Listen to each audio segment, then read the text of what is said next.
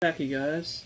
So just like in the description, I want to explain how you can fix your Aquila or the Voxelab Aquila S3. That's the 3D printer I just got. I got it in yesterday and I was having a hard time trying to get the bed leveling set up. So I'm going to show you. So Voxelab gives you a whole bunch of tools. Like there's a paint scraper tool to get your object off of the bed, and it comes with these Allen keys and some nuts and bolts and stuff. So one of these Allen keys, that's how I fixed this so far that I'm aware of. I'm not 100% sure because I need to still do some testing, but let me just move it over.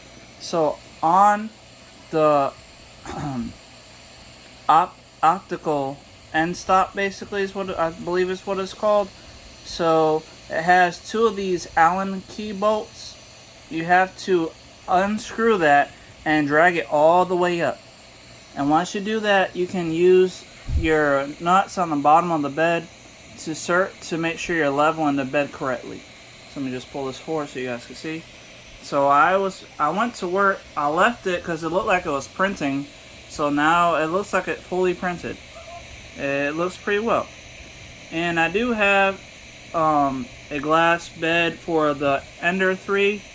So I'm probably going to be adding that to this heated bed just to make sure I can use a glass bed instead of this metal. I don't really know exactly. I think it's called the PFT or something like that. But either way, this is the test print that came with the SD card for the Voxelab.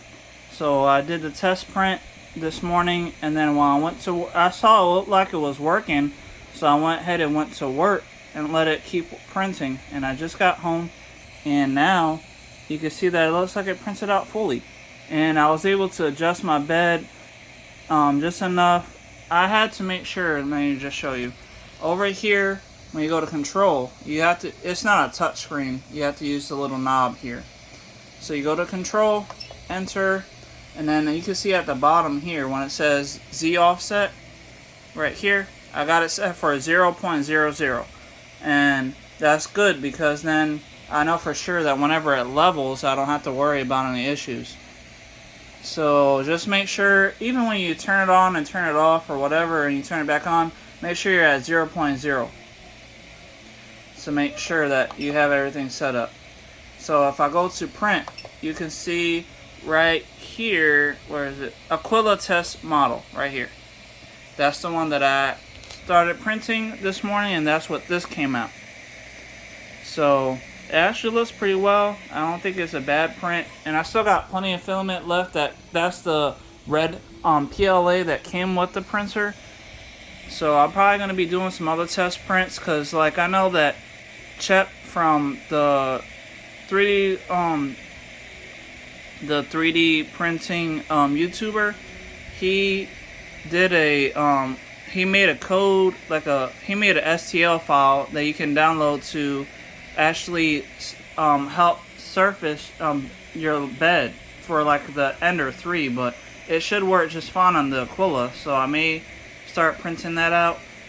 And also I wanted to mention as well before I get off here, this right here is the USB connection. Let me just get over it so you can see it.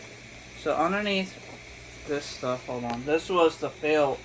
This is when I wasn't able, when I didn't move the optical end stop, it came out like this when I started trying to print it out. But either way, over here you can see that USB port and the SD card right next to it. That's USB type B, the micro B. And what's good about this 3D printer, which I noticed that it actually works for a lot of 3D printers.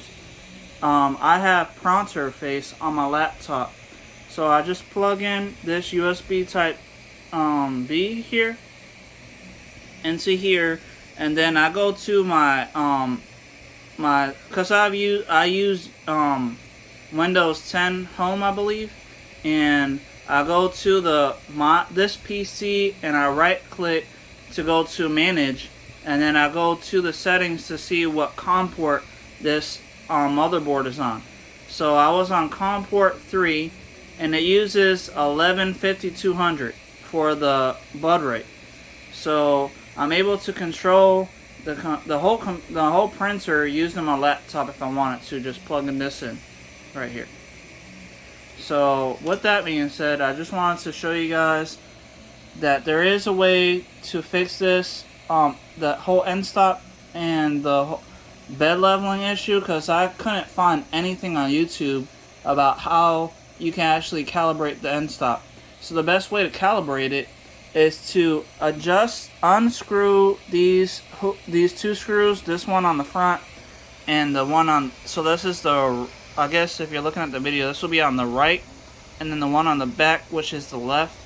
So once you unscrew those, you're going to make sure that this is loose right here, and then you're going to lift it all the way up. You want it all the way to the bottom. The screws have to be at the bottom.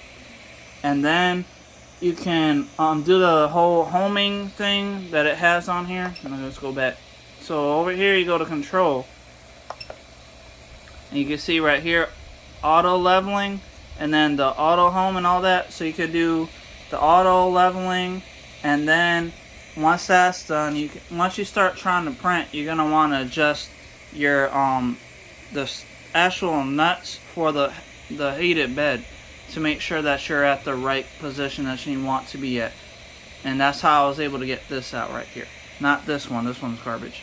But this one right here is the one that actually came out good, and the surface looks nice, and I don't see any kind of warping or any kind of issues really. Like I can see the layer heights are really nice, so everything came out pretty well. Anyway, I hope this didn't take too long. I'm sorry if it did. Either way, I just wanted to mention, because I couldn't find any videos on YouTube on how to adjust your bed leveling. So that's the reason why I'm making this video, just to help you guys out, whoever wants to get this printer. And this printer is only like $139, like roughly like $140 to $150 on Amazon. That's where I got it from. Anyway, thank you guys for watching. I'll see you guys next time. Goodbye.